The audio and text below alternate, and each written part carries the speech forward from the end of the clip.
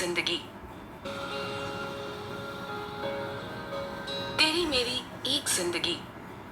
Episode 1। पहली मुलाकात। मुंबई, शाम का वक्त। मुंबई की चकाचौंध से दूर एक शांत सी जगह पर समुंदर के किनारे एक लड़की बैठी थी। उसके खुले बाल उसके आधे चेहरे को ढके हुए थे। उसने फ्लोरल प्रिंट वाली नी लेंथ फ्रॉक पहनी थी और उसके साथ डेनिम जैकेट डाली थी। पैरों में स्नीकर्स थे। बालों के कारण उसका आधा चेहरा दिखाई नहीं दे रहा था, लेकिन उससे एक अलग ही वाइब आ रही थी। किसी को अपनी ओर खींचने के लिए उसकी वो आधी अधूरी एक झलक ही काफी थी। वो शांत सी बैठी ना जाने किन ख्यालों में खोई हुई थी और शाम को रात में तब्दील होते देख रही थी कि तभी उसका फोन बजा।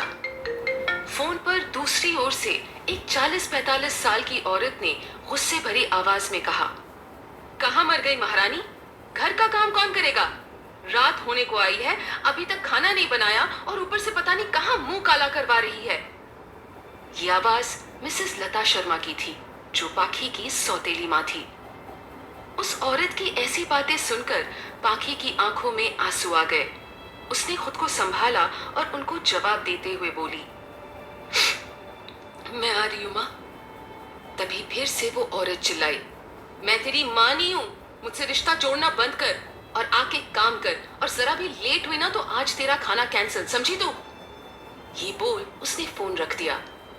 पाखी खुद को खुद में समेटे हुए ऊपर आसमान में देखकर बोली, मां अब क्यों चली गई मुझे छोड़कर? थोड़ी देर बाद वो उठी और घर की तरफ निकल गई। जब वो घर पहुंची तो मिसेस शर्मा उस पर भड़क गई। उन्होंने अपने हाथ में एक छड़ी ले रखी थी। उन्होंने उस छड़ी से पाखी को मारना शुरू कर दिया और बोली, रात रात भर घर से बाहर रहती है, पता नहीं किसके साथ थी, कहां कहां मुंह काला कराती फिरती है। उन्होंने पाखी को तब तक मारा जब तक वो बेहोश नहीं हो गई।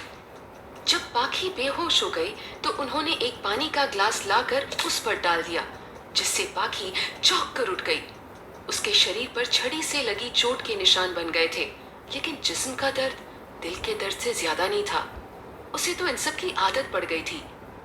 मिसेस शर्मा ने उससे कहा, जाकर खाना बना और खबरदार जो अपने बाप को कुछ बोली तो। ये बोलकर मिसेस शर्मा अपने रूम में चली गई और पाखी किचन में चली गई। पाखी ने अपने दर्द को बर्दाश्त किया और घर का सारा काम करके बिना कुछ खाए अपने कमरे में चली गई। उसने खुद को कमरे में लॉक किया और रोने लगी। रोते रोते ही उसकी आंख लग गई, पर तभी उसका फोन बजा। ये कॉल मिसेस शर्मा की बेटी अनाया का था। अनाया एक निहायत ही बेशरम लड़की थी। वो और उसकी माँ पाखी को परेशान करने का एक भी मौका नहीं छोड़ती थी।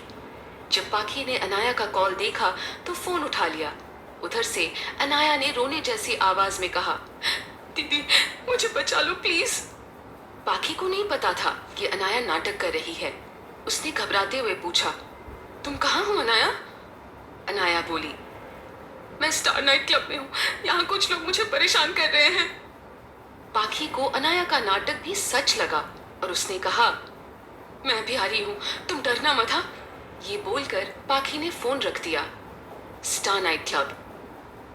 अनाया ने अपने नकली आंसू पोंछे और चेहरे पर शातिर मुस्कान लाते हुए अपने सामने खड़े आदमी से बोली, वो आ रही है, आज की रात ऐश करो। फिर अनाया ने अपने बैग से एक पाउच